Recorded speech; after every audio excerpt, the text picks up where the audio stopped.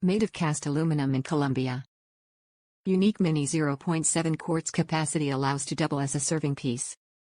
Traditional authentic natural look, natural finish seasons over time. Oven safe without lid. Ideal for rice, beans, soups, stews and as a beautiful serving piece.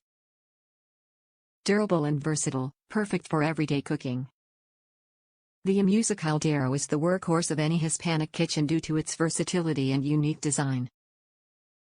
The Caldero, or cauldron in English, has rounded sides, a tight-fitting lid, and superior heat distribution. Calderos are used to cook rice, beans, braise meat, and simmer stews and soups. Top reviews from the United States. Easy to use and clean. This thing is fantastic. I got the smallest one. You can cook and simmer small amounts of food with practically no heat once it's up to boiling. This has very good thermal conductivity, careful. It stays hot a long time. The surface is not as non-stick as Teflon, so it does require a tiny amount of effort to clean, but it is pretty darn non-stick compared to most metal surfaces, and you can use metal utensils in it. It would be nice if the lid could be put in the oven, but the handle is some kind of polymer, so I wouldn't try it.